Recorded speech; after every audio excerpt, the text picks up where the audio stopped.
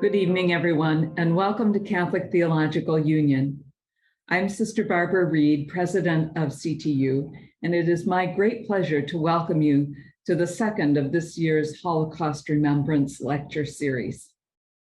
As we remember tonight the horrors of the Holocaust, we also hold in our hearts the fresh pain of those who have been murdered this year in our country by gun violence, by acts of anti-Semitism, and those who are suffering and dying presently in the Ukraine and Sudan. We remember, and we continue to pray for a cessation of violence of all kinds, and for a just and lasting peace to envelop our world. For those of you who may be new to CTU, we were founded in 1968 in the wake of the Second Vatican Council, and we have been very committed since our founding to interreligious dialogue, especially through our Catholic Jewish Studies and Catholic Muslim Studies programs. Under the leadership of Father John Polakowski, who I see is with us tonight, and Rabbi Chaim Perlmutter of blessed memory, two of our founding faculty members, the Catholic Jewish Studies program became a hallmark of CTU, and we treasure the deep and lasting friendships that have been formed between CTU and our Jewish partners in the last 5+ decades. In 2001, CTU established a chair in Jewish Studies made possible by a most generous gift of Lester and Renee Crown and Patrick and Shirley Ryan. This chair has been held since 2014 by Dr. Malka Zeiger-Simkovich, along with her directorship of the Catholic Jewish Studies program. In May of 2018, Dr. Simkovich initiated the Holocaust Remembrance at CTU, which has included a variety of components: lectures on the background of the Holocaust, in-person visits to the Illinois Holocaust Museum, and talks given by survivors of the Holocaust. Thank you for joining us for tonight's lecture. I invite you to visit our website, ctu.edu, for more information about our programming. Whether a new or longtime friend, we hope you will join us often. And now Dr. Malka Simkovich will introduce tonight's lecturer. Thank you, Sister Barbara. Good evening and welcome. My name is Dr. Malka Zeiger-Simkovich, and I would like to thank you all for joining us at this evening's lecture, the last of 3 events that comprise our annual Holocaust education series, which takes place every May. This evening's talk, My Parents Never Spoke of It, will be delivered by Professor Rosalie Levinson. Dr. Levinson is the Phyllis and Richard Duesenberg Professor of Law and a senior research professor at Valparaiso Law School, where she teaches constitutional law, civil rights litigation, and federal practices. Dr. Levinson has worked as a staff attorney for a public interest organization and has been involved in substantial litigation. She has argued several civil rights cases before the 7th Circuit Court of Appeals and has been a frequent lecturer for continuing legal education programs, including those sponsored by the Federal Judicial Center for Federal Judges and the Practice Law Institute. She has team taught with Justices Scalia, Ginsburg, and Thomas, in conjunction with Valparaiso University School of Law's summer program in Cambridge, England. And it is a huge honor and a privilege that Dr. Levinson is joining us tonight to speak about her experiences as a child of Holocaust survivors. We will leave time at the end of her talk for discussion, so please try to reserve your questions for the end of the talk, at which time you can feel free to use the hand raise feature or to put your questions into the chat. Without further ado, please join me in welcoming Dr. Rosalie Levinson. Thank you. Thank you so much. I really appreciate those kind words, beautiful introduction. I view it as a real honor to get to share my parents' story with you. The first slide that I have, and Peter will put that up, this is, I think Dr. Simkovich pointed out, my parents never spoke of it. So what I'm going to do is to begin by letting you know how I nonetheless came to learn my parents' stories and why I have chosen to share them. So we can take the slide down now and I will begin telling my story. As a child, I had a recurring nightmare. I was being chased and I was terrified. I would find myself in front of two chutes. The faces resembled the front of a tragic comedy. There would be either a smile or a frown, and I had to choose one. I know that dreams of being chased by lions and demons and witches is not uncommon for children, but my dreams were unique. You see, whatever chute I picked, at the bottom, somebody would be waiting with a branding iron to tattoo me. I never asked my mother about the blue numbers that the Nazis tattooed on her arm, and she never spoke of it. Later on, she had the numbers removed, but I knew what the scar covered up. Although neither of my parents ever talked about the Holocaust, I somehow knew that they had endured unspeakable horrors. I knew I had no grandparents. Every year, my parents would light candles in memory of their parents as well as their siblings. My three siblings and I were named after some of these deceased relatives. This is the Jewish tradition. But I knew nothing about why we had lost so many family members, why there were so many candles to light. I never asked because I always sensed that the subject of the Holocaust was taboo in our home. As a teenager, I learned about the Holocaust in Hebrew school. It was not taught in public schools back then. And I vividly remember seeing the pictures of the jammed cattle cars filled with people and the photographs of dead bodies and near dead, emaciated men and women who the Allies found when they liberated the concentration camps. I learned then that all four of my grandparents, many of my aunts and uncles, and 8 first cousins, all children, were among the 1 million Jews murdered at the killing center at Auschwitz-Birkenau. I remember feeling overwhelmed by an immense sense of sadness and horror, imagining my parents in those cattle cars and my parents in those concentration camp barracks. I also felt anger that humankind had allowed this to happen. I did not ask my parents about what they personally experienced, but I knew that they had suffered enormously, and I vowed that I would only bring them joy. So as a teenager, when most of my friends were rebelling against their parents, I prayed every night before I went to sleep that I would only be a source of pride and happiness, nachas, we say in Hebrew, because my parents had endured enough sadness and horror to last a lifetime. In 1980, my younger sister, Deborah, wrote her master's thesis in psychology on children of Holocaust survivors. Her research pointed to recurring themes that I could identify with: a sense of loss in terms of a diminished family circle, and a sense of guilt in acting in any way that might upset my parents. I have read many studies confirming that children of survivors like me often had terrible nightmares growing up in which they were chased and tortured.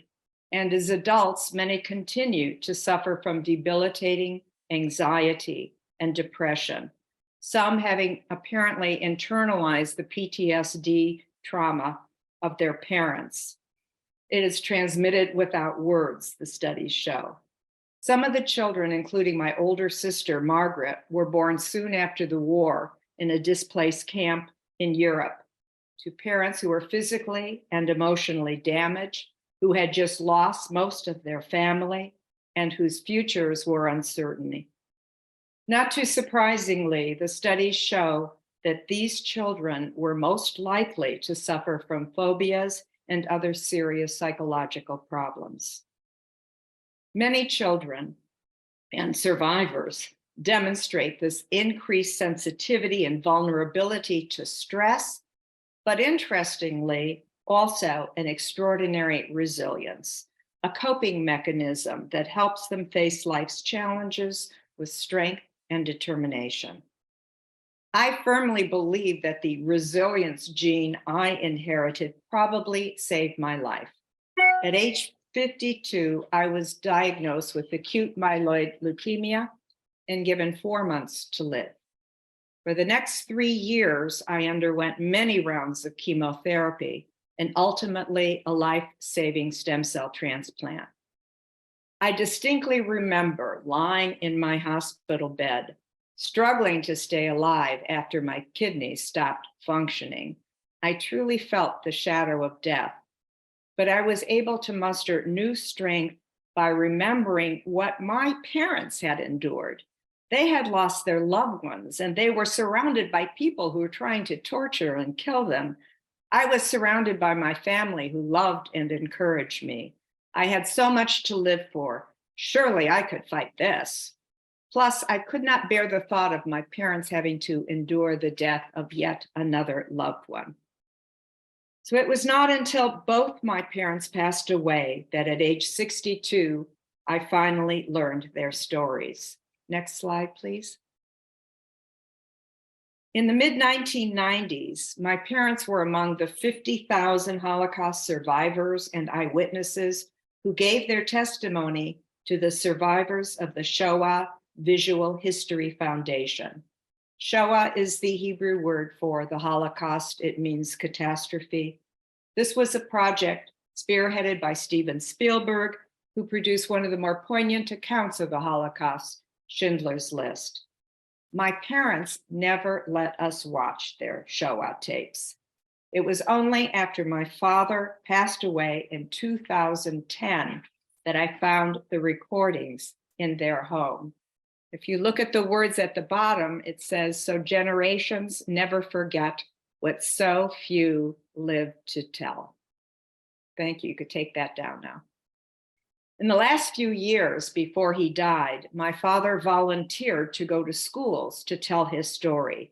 Indeed, he visited a school just 2 weeks before he passed away, but I never attended or even asked him about the talk. For me, the topic was still taboo, too painful to raise. But watching those tapes, hearing my parents' truly horrifying stories, made me realize that I had a personal responsibility to address and teach, as my father did, about the Holocaust. I had to continue his legacy. There are few survivors left to tell their own stories. I know that there are hundreds of books and documentaries and films about the Holocaust. We can try to absorb the data that 6 million Jews perished. 1 out of every 3 Jews in Europe were killed by the Nazis and their collaborators, including 94% of the Jews of Lithuania, 90% of the Jews of Poland, 80% of the Jews of Slovakia, Yugoslavia, and Greece. 1/3 of the Jews in the entire world were annihilated. The Nazis and their collaborators succeeded in emptying an entire continent that was once the center of Jewish life. And 8 decades later, the global Jewish population still has not recovered.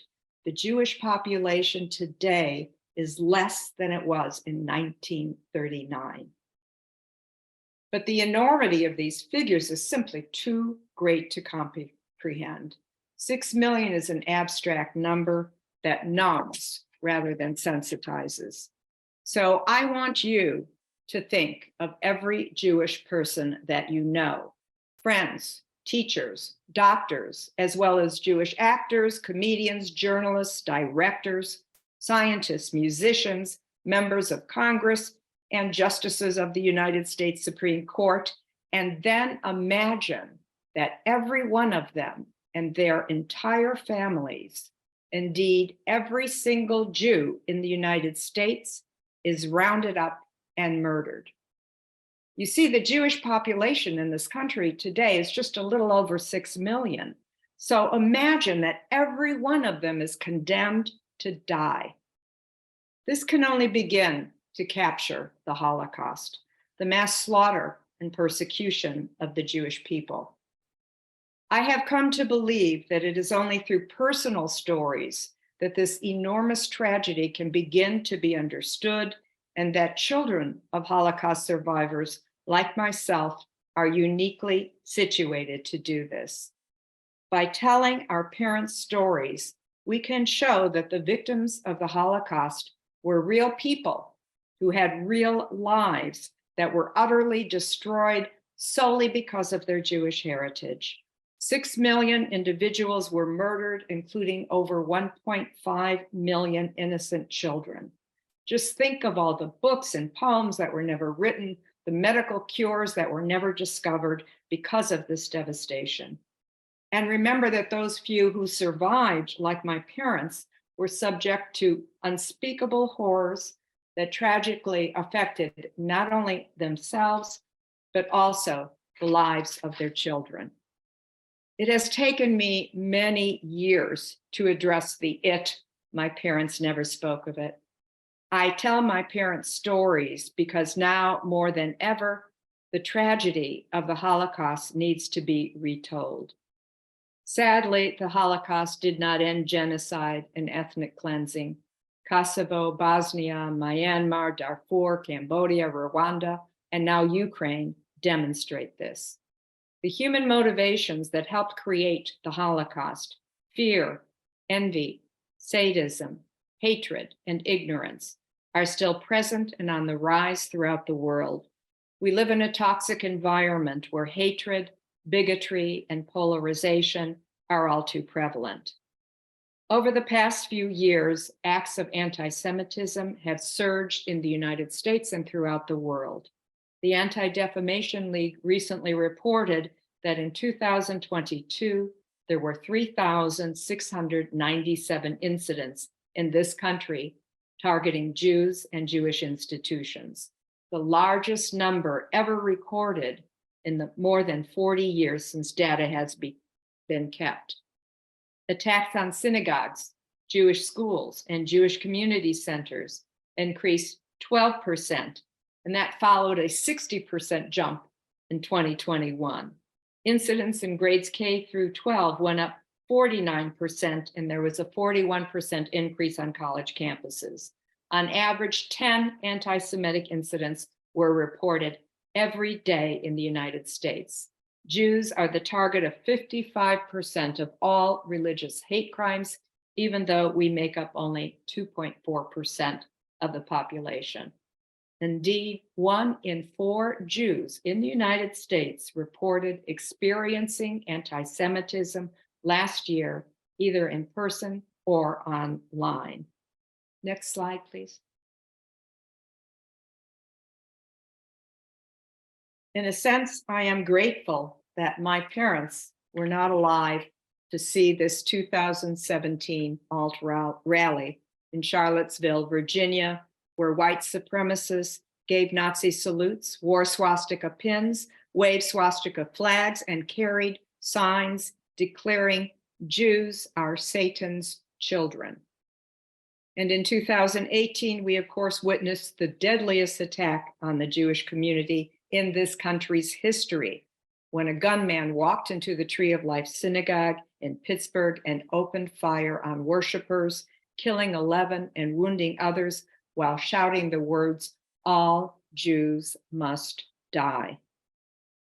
And on January 6th, we all witnessed the horrific attacks on the Capitol, which included many white supremacists and neo-Nazis who sported T-shirt with the words Camp Auschwitz and 6MWE. 6 million wasn't enough.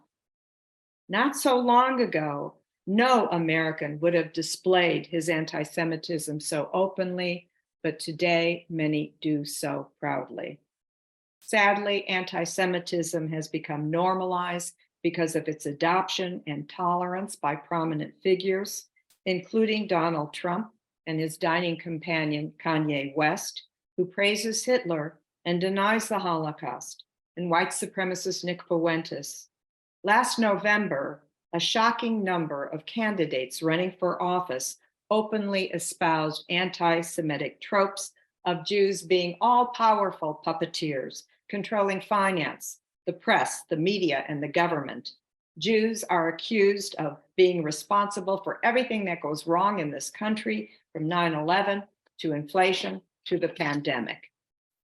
At the same time, a poll of young Americans reveals that 12% had never heard of the Holocaust. 63% were unaware that 6 million Jews were killed, and 11% actually believed that Jews caused the Holocaust. On the other hand, 49%, almost half, reported that they had seen Holocaust denial or distortion posts on social media and elsewhere online. The internet has proven to be an alarmingly effective tool in spreading conspiracy theories, fomenting hatred, and in recruiting new followers to a burgeoning number of hate groups. Next slide, please. This is a newspaper article from December 2006. You see here my father, who felt compelled to speak out after reading about a conference in Iran where Holocaust deniers from 30 countries met to refute the Nazi genocide. The headline reads, and you see this, my father's words, "I was there. I know what happened." Jews, of course, are not the only victims of this surge in hate crimes. Muslim, Blacks, Latinos, Asians, the LGBT community have also been the targets. Remembering the Holocaust is important for all of these groups because it demonstrates the human capacity for hatred of the other, whoever the other is, as well as its capacity for extreme, unspeakable evil. It teaches how quickly hate can escalate from stereotypes to discrimination to mass murder. What is so terrifying is that Nazi Germany was a modern, technologically advanced nation. Many Jews had assimilated, but nonetheless, the Nazis engaged in a campaign to kill every Jew, man, woman, and child in Europe. The perpetrators were well-educated doctors, lawyers, judges, and scientists. The speed with which Germany descended into tyranny demonstrates the fragility of democracy, including our own. Holocaust survivor Elie Wiesel wrote these thought-provoking words. On the one side, there were the executioners, and on the other, the victims. What about the onlookers? Those who remain neutral, those who serve the executioners simply by not interfering. Complacency towards hate and discrimination emboldens it. I tell my parents' stories to honor their memory and to convey the critical importance of confronting all forms of hatred against all marginalized groups. So here are their stories. I'll start with my father. I'll tell you first, both of my parents were from the same village, Negrovo, in eastern Czechoslovakia. They both came from large families with many sisters, brothers, aunts, uncles, and cousins. My mother was raised on a farm with a flour mill that had been in the family for generations. My father's family actually had 300 acres of land, some used for farming, but most for a timber business. They were raised in very religious Orthodox Jewish homes. Each of their families actually built a synagogue on their property. Focusing on my father first, he recounts how education, especially religious education, was stressed in his family. At the tender age of 3, he began Hebrew school. The Sabbath and Jewish festivals were joyous events with the extended family. There was lots of singing and dancing. My grandparents always invited the poor to come and partake. At age 11, my father left home to attend the Gymnasium Ivrit, a highly respected Jewish school in Munkach, well known for its learned rabbis and rigorous standards.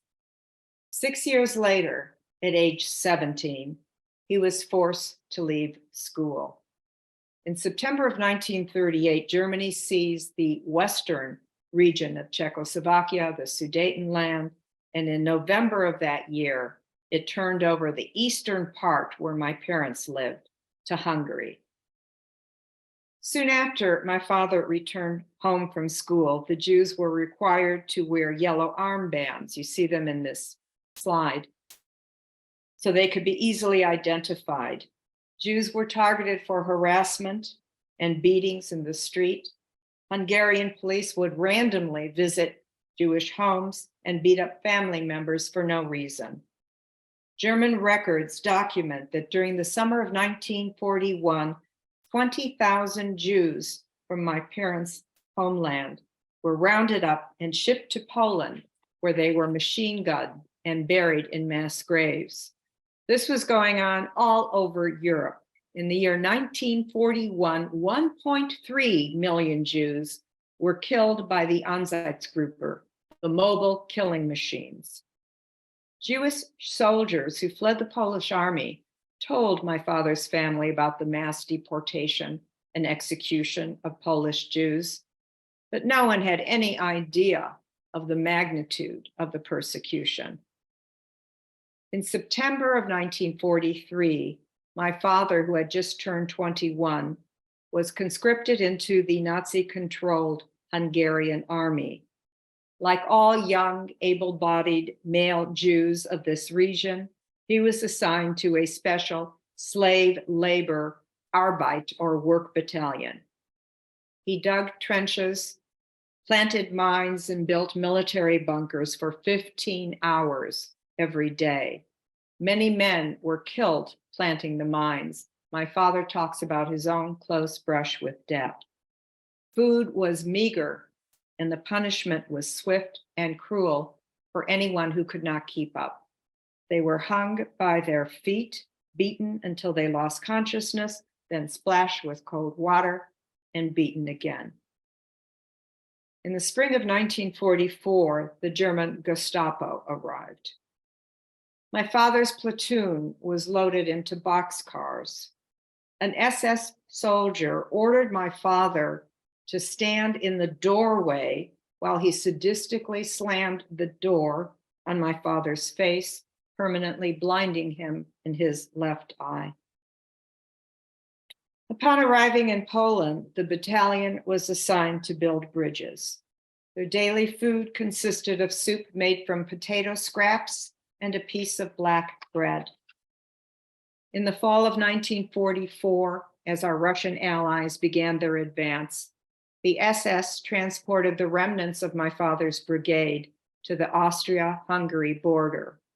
There, they were forced to sleep outside. Anybody caught trying to find warmth in the barn where the cows were kept was immediately shot. By winter, over half the young men, including my father, had contracted typhus, and almost half of the infected men died from the disease. All suffered from malnutrition and frostbite. As our Russian allies continued to advance, the SS forced the men to march again, this time to Vienna. My father recounts how a few Viennese, in an unusual display of courage and compassion, threw down bread from their apartment windows at the emaciated Jewish men marched through the streets. The Gestapo immediately fired up at the windows of these righteous Gentiles and shot and killed any Jew who tried to pick up a morsel of bread. It was not uncommon for the SS to randomly select 20 or 25 of my father's platoon, require the men to dig their own graves, and then shoot them.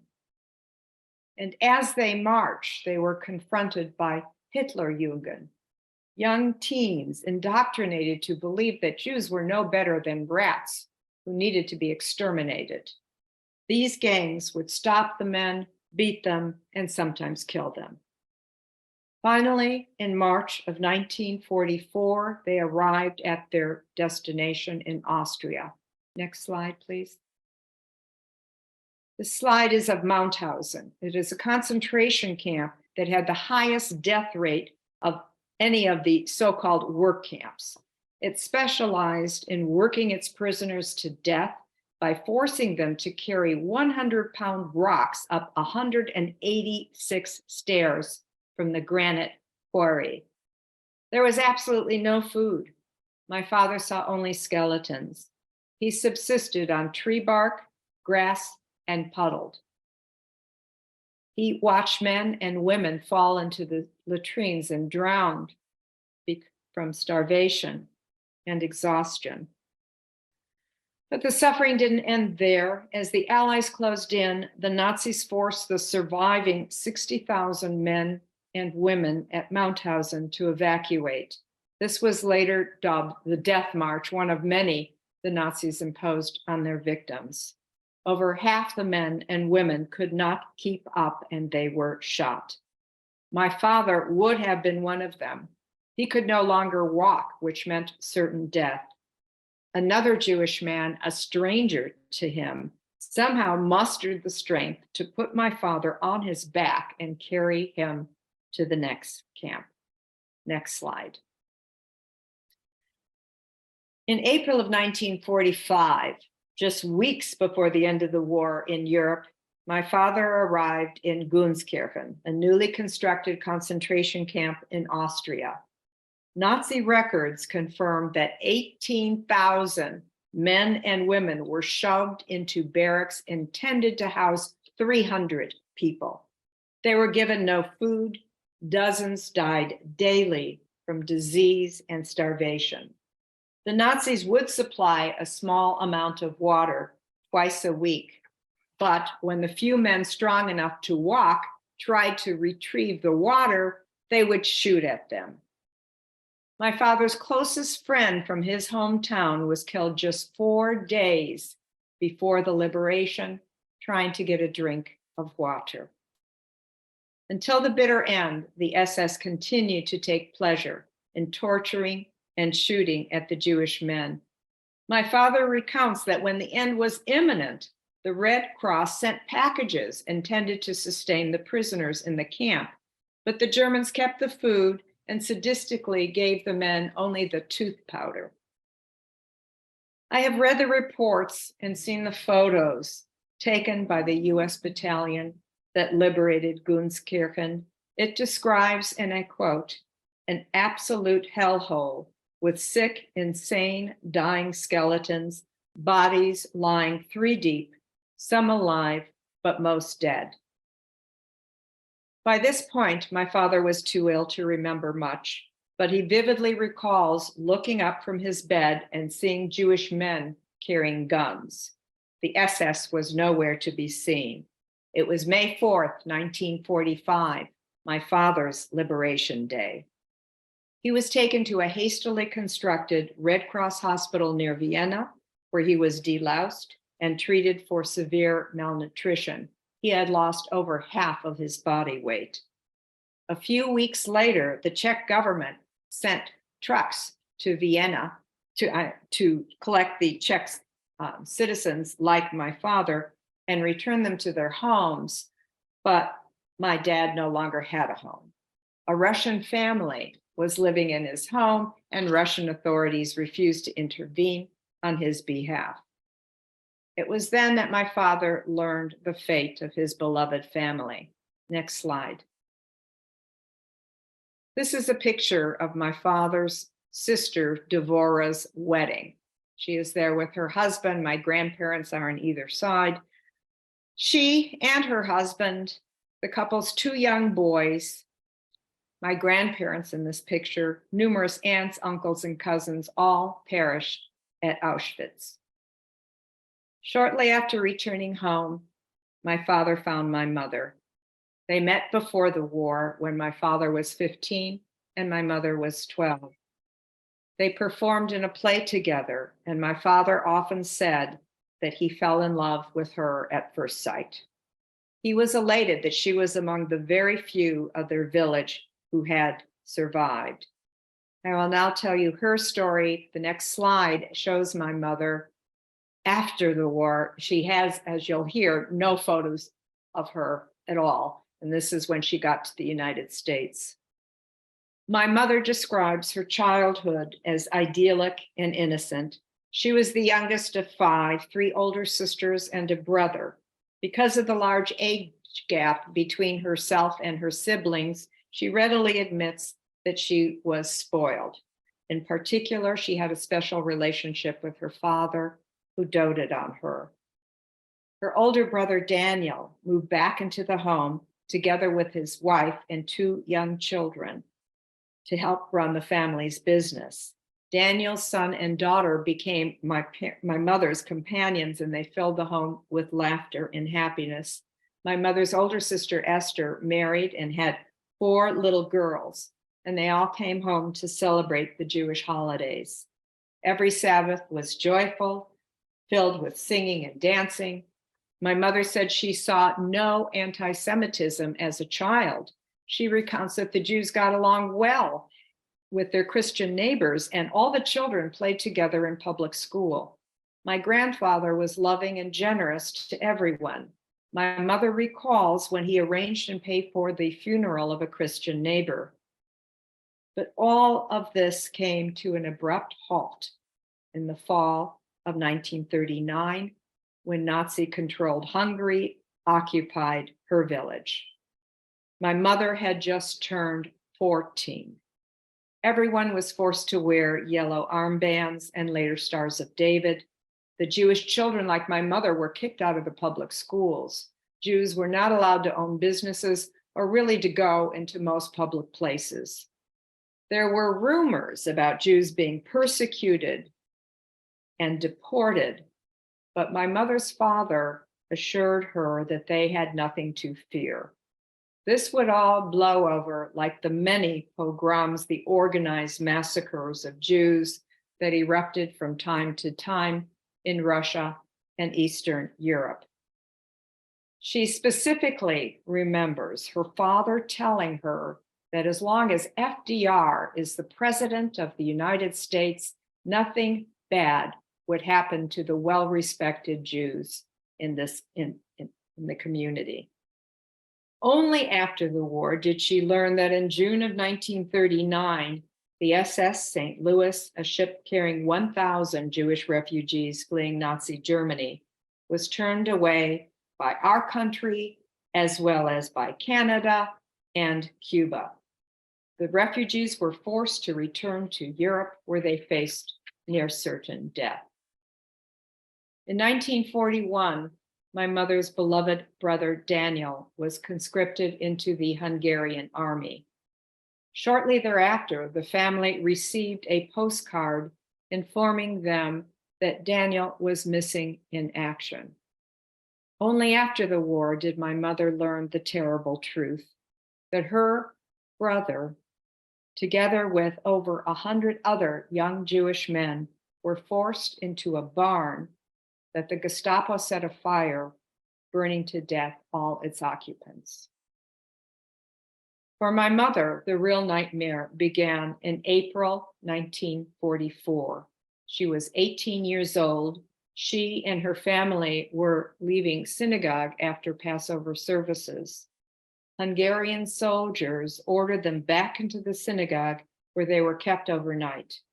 The next morning, without allowing them to retrieve any belongings, they were transported to a red brick factory a few miles away.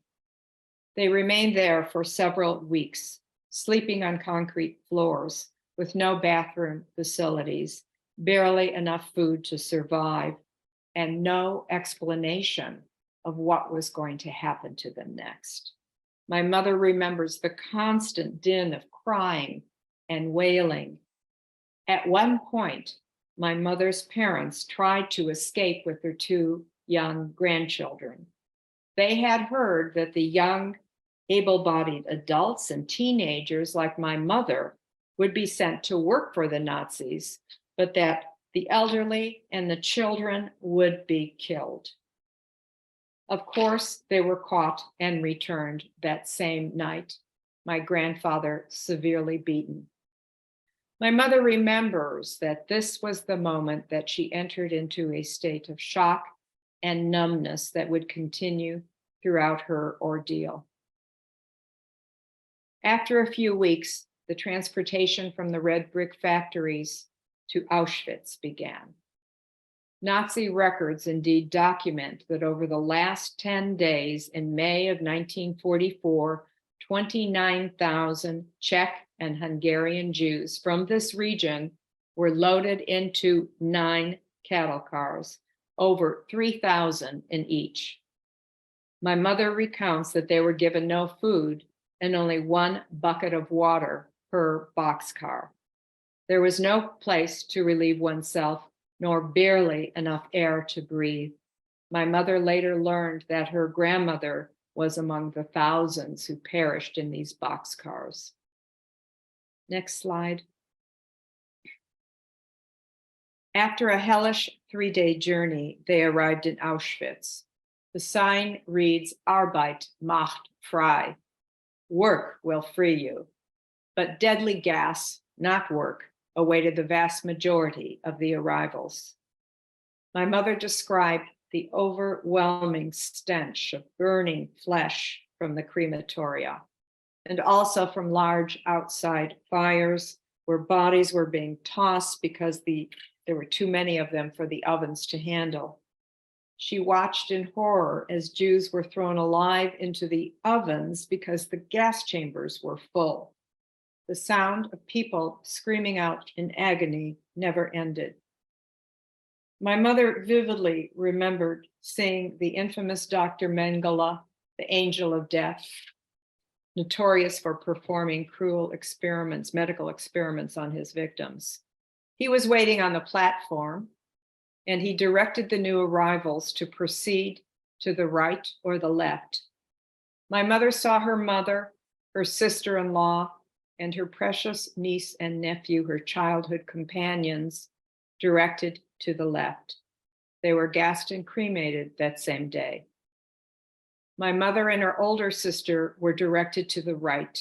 She was warned to never acknowledge their relationship because experimentation on siblings, even though they were not twins, was one of Dr. Mengele's special evil acts. The next morning, my mother was stripped of her identity as a person. She became that number tattooed on her arm. Her head was shaved, and she and 17 other young women were taken to Birkenau, the death camp annex of Auschwitz. Their job was to sort through the massive piles of clothes and jewelry taken from the victims before they entered the gas chambers. My mother was horrified to find her mother's dress, confirming what she already suspected, that her mother was gone. These 18 young Jewish women were always hungry and terribly frightened. The Nazis made sure of this. My mother tells us that one day they forced the girls to watch the hanging of 14 young Jewish women who were screaming out in agony. The purpose was, of course, to teach the girls to behave and obey, or this would be their fate. Another time, they were taken to watch the beards being ripped off the faces of rabbis, whose limbs were then torn off.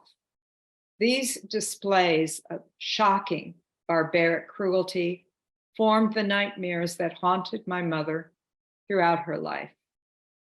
At one point, my mother saw her beloved father from far away in the camp, but she was too frightened to acknowledge him. Any infraction triggered punishment or death. Her sister was severely beaten for trying to shake the lice from their blankets. My mother and her sister remained in Auschwitz for an agonizing 8 months until early January 1945, just weeks before the Allies liberated the camp. The SS forced thousands, including my mother, to march through Poland in the freezing cold and snow with no coats or boots. During the long journey, many died of starvation and illness. My mother learned later that her beloved father was among those shot to death because he couldn't keep up. Next slide. Some of the remnants who survived, like my mother, were taken to another infamous concentration camp, Ravensbrück, 50 miles north of Berlin. It was known as Hitler's hell for women, the crazy house, because so many women had gone insane. Many were kept in cages. Lice and disease were everywhere. My mother was told that no one left Ravensbrück alive. Miraculously, she and her sister were among a few women selected to go work in a airplane factory in Hamburg, Germany. They boarded the women onto crowded cattle cars, and when the train stopped to pick up others, some of the women jumped off to relieve themselves. Once the train started, anyone still on the ground was shot. My mother would have been one of them, but for the outstretched arm of a stranger who pulled her back on board just in the nick of time. My mother worked in the factory until her liberation by the Russians on May 8th, 1945, Victory in Europe Day. She remembered one day waking up and seeing the watchtowers empty and then watching the Germans surrender their guns. Unlike the American soldiers who liberated my father, the Russian soldiers offered the survivors little help. To the contrary, some of the young women were raped by their so-called liberators. My mother quickly piled her sister, who was deathly ill from typhoid fever, into a wheelbarrow, and she began the month-long journey walking home.